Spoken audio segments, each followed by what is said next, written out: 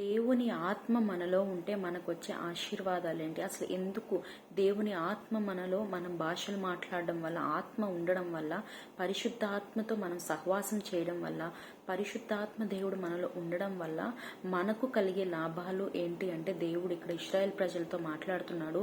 మొట్టమొదటిగా నేను వారిని సమకూరుస్తానని దేవుడు చెప్తున్నాడు. దేవుడి ఆత్మ నీలో ఉంటే దేవుడు నిన్ను సమకూర్చి నిన్ను నిర్భయంగా ఆయన నివసింపజేసే దేవుడు. మరి చాలా మంది వారికి ఉన్న స్ట్రెస్ని బట్టి, వారికి ఉన్న బాధలను బట్టి, ఇబ్బందులను బట్టి చెదరిపోయిన అనుభవాలు లేదా భయంతో బ్రతికే అనుభవాలు. కానీ ఎప్పుడైతే దేవుని ఆత్మ మనం పొందుకుంటామో అప్పుడు మనం నిర్భయంగా సుఖశాంతులతో జీవిస్తామంట. మరి అట్లనే రెండవదిగా దేవుడు మనల్ని పవిత్రపరిచే దేవుడు. మనలో ఉన్న ప్రతి చెడుతనాన్ని ఆయన కొట్టివేస్తాడు. ఒకవేళ నీకు తలంపు వచ్చి నువ్వు చెడు ఆలోచన చేస్తున్నా, చెడు పనుల్లో నువ్వున్నా, దేవుడు తప్పక నేను గద్దిస్తాడు. నీ హృదయం ద్వారా దేవుడు నిన్ను గద్దిస్తాడు. తద్వారా దేవుడు నిన్ను పవిత్రపరిచి ఆయన మార్గంలో నిన్ను నిల్చోపెట్టుకుంటాడు. దేవుడు ఆయన ఆత్మ ద్వారా ఆయన తన స్వాధీనం చేసుకుంటాడు. మరి అట్లనే దేవుడు అధిపతుల్ని మన కొరకు నియమిస్తాడంట.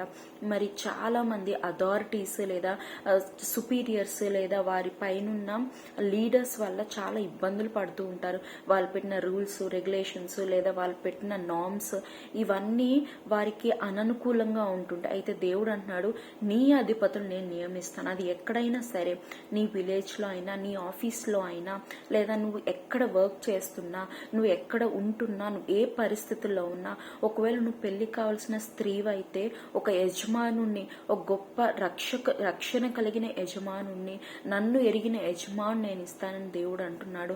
నువ్వు పెళ్ళై ఉన్న స్త్రీవైతే తప్పక దేవుడు నీ భర్తకు రక్షణ అనుగ్రహించి నీ పట్ల మంచి మనసు ఉండేలాగా దేవుడు అతనికి సహాయం చేస్తాడు.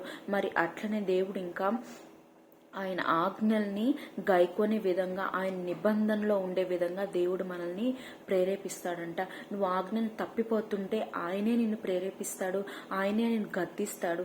ఈ ఆజ్ఞ నువ్వు పాటించట్లేదు, ఈ విషయంలో నువ్వు తప్పిపోయావని ఆయనే నీ మీద నేరారోపణ చేసినప్పుడు నువ్వు తప్పక సరి అవుతావు. దేవుని ఆత్మ నిన్ను ఆ ప్రెషర్ నీకు ఉంటుంది. అయ్యో నేను తప్పు చేస్తున్నాను, ఈ ఆజ్ఞ మీరుతున్నానే అన్న ప్రెషర్ నీకు ఉంటుంది కనుక తప్పక నువ్వు ఆయన మార్గంలో ఉంటావు.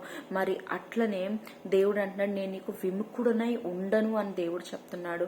మరి చాలా సార్లు మనం చేసిన ప్రార్థన దేవుని దగ్గర వినబడకుండా మనం చేసిన పాపాలను బట్టి దేవుడు మనకు విముఖుడై ఉంటాడు. కానీ ఎప్పుడైతే దేవుని ఆత్మ మన మీద ఉంటుందో, ఆయన ఆత్మ శక్తిని మనం పొందుకుంటామో, దేవుడు మనకు విముఖుడుగా ఉండడు. మనం చేసిన ప్రార్థనలు ఆయన వింటాడు, మన మనవులు ఆయన వింటాడు, మన అవసరాలు ఏంటి ఆయన తీరుస్తాడు. మన అడగక ముందే మన అక్కర్లు తీర్చే దేవుడు కనుక ఆయన తప్పక మనకు మన ప్రార్థనలు ఆలకించి మనకి నెమ్మది కలుగజేసే దేవుడు. మరి ఇంకా దేవుడు అంటున్నాడు, అన్యజనుల మధ్య నన్ను నేను పవిత్రపరుచుకుంటానని, పరిశుద్ధపరుచుకుంటానని దేవుడు చెప్తున్నాడు. మరి నిన్ను చూసి అనేక మంది అన్యజనులు వీరి పరిస్థితి ఇది వరకు వీరు ఇలా ఉన్నారు, కానీ ఇప్పుడు చూడు వారి దేవుడి వల్ల, వారి దేవుడిని నమ్ముకున్నారు, వారి దేవుళ్ళో నిలకడగా ఉన్నారు కనుక చూడు దేవుడు వారిని ఎంతగా ఆశీర్వదించారు అని దేవుడు ఆయన మహిమపరుచుకునే దేవుడు, పరిశుద్ధపరుచుకునే దేవుడు. మరి అట్లనే అన్యజనుల ఎదుట ఆయన దేవుడని తెలియజేసే దేవుడు. మరి అన్యజనుల ఎదుట ఆయన మహిమపరుచుకునే దేవుడు. నీకు కూడా ఆయన నిన్ను గొప్ప చేసే దేవుడు. నేనే దేవుడైన యెహోవానని అన్యజనుల ఎదుట ఆయన కనపరుచుకునే దేవుడు కనుక అన్యజనుల ఎదుట మనం దేవునికి మహిమకరంగా మనం ఉండాలి. అది ఎప్పుడు సాధ్యం అంటే దేవుని ఆత్మ మనలో ఉన్నప్పుడే ఇవన్నీ సాధ్యము. మరి రకరకాలుగా దేవుడు జీవాత్మ మనలో నింపుతాడు. పరిశుద్ధాత్మ మనలో ఉన్నప్పుడు మనము స్వస్థపరచబడతాము. నడునెత్తి నుంచి అరికాల వరకు ఆయన ఆత్మ, ఆయన రక్తం మన మీద ప్రోక్షించబడినప్పుడు మనకు స్వస్థత కలుగుతుంది. ఇంకా ఎన్నో ఆశీర్వాదాలు, నెమ్మది కలుగుతుంది, శాంతి కలుగుతుంది. ఎన్నో రకాలుగా నువ్వు ఏ విషయాల్లో బందీగా ఉన్నావో ఆ బందీ గృహం నుంచి నువ్వు విడిపింపబడతావు, చెరలో నుంచి బయటకు వచ్చిన అనుభవం. మరి ఇంకొక మాట ఏంటంటే, ఏక మనసు దేవుడు మీకు దయచేస్తాడు. నీ కుటుంబంలో శాంతి సమాధానం లేక భిన్నత్వంతో నువ్వు ఇబ్బంది పడుతున్నావేమో, ఎప్పుడు కలహాలు బాధలు అని నువ్వు ఏడుస్తున్నావేమో, కానీ నా ఆత్మ నీ దగ్గర ఉంటే, నా పరిశుద్ధాత్మ నువ్వు పొందుకుంటే చక్కగా ఏకత్వం ఉంటుందని దేవుడు చెప్తున్నాడు. ఎక్కడైనా సరే, ఫ్యామిలీ మెంబర్స్లో అయినా, బంధుత్వంలో అయినా, లేదా ఒక ఆక్యుపేషన్లో అయినా, ఎక్కడైనా సరే ఏకత్వం ఉంటుంది. దేవుడు అట్లు ఆశీర్వదిస్తాడు.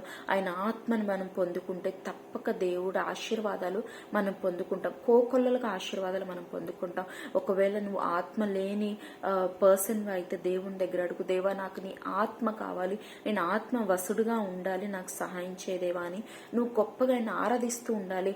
ఎప్పుడు దేవుని ఆత్మ మనం పొందుకుంటామంటే మనం ఆయనకి సంపూర్ణంగా సబ్మిట్ చేసుకోవాలి. నాకు నువ్వు తప్ప వేరొక దేవుడు లేడు దేవా అని నువ్వు సబ్మిట్ చేసుకుంటే, నీ పూర్ణ హృదయంతో ఆయన దగ్గర నువ్వు ఉంటే, ఆయన తప్పక ఆయన ఆత్మ నీ మీద కృమ్మరిస్తాడు.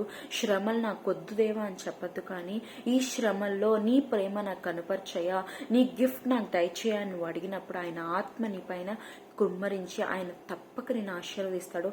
ఆత్మతో పాటు అనేక ఆశీర్వాదాలు నీ మీద కృమ్మరించి నిన్ను గొప్ప చేసి దీవించునుగాక. ఆమేన్.